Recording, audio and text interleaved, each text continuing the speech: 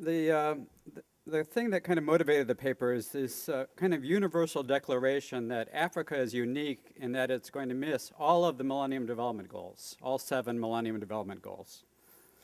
So the basic point the paper makes is that setting any target, any development target for an exercise like the Millennium Development Goals is not as easy as it sounds. There's a lot of choices that you have to make and that were actually made in choosing which would be the targets for the Millennium Development Goals. So there's 2 points I want to make here. First, that these choices are either, my fallback position is that these choices are arbitrary, and the more aggressive position is that some of these choices were dumb, that they made really dumb choices in choosing, making these 3 decisions. So at the very least, they're arbitrary, and I think in several cases, there's a strong case that they're kind of dumb, the choices they made. And the second is that the campaign is not consistent across the different goals. It's wildly mixing and matching levels and changes across the different goals. So that just shows you how arbitrary the choices are, that they're making different choices. They didn't have any consistent,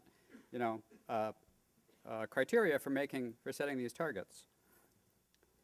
In summary, there's been a lot of African achievements in development that have been downplayed by the design of the Millennium Development Goals exercise. And among these achievements are the last 6 years of good growth in Africa, which has been called insufficient to meet the poverty MDG.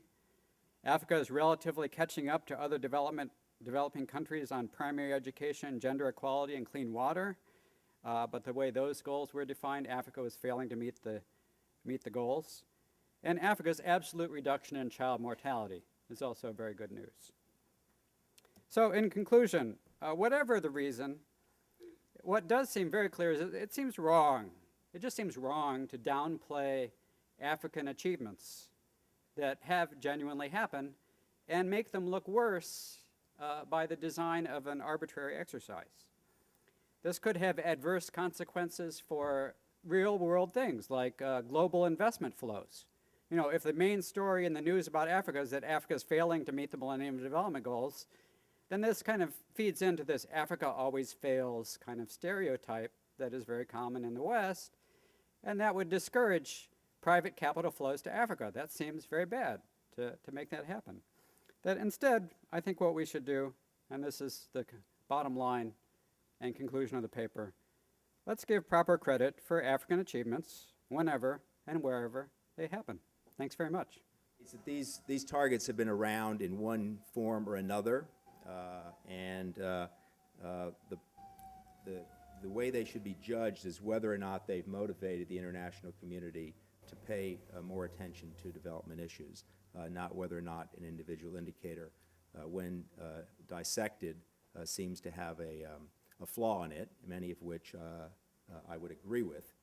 But overall, I don't think that the MDGs are setting Africa up for failure, even if many countries do not achieve what they set out to achieve. Thank you.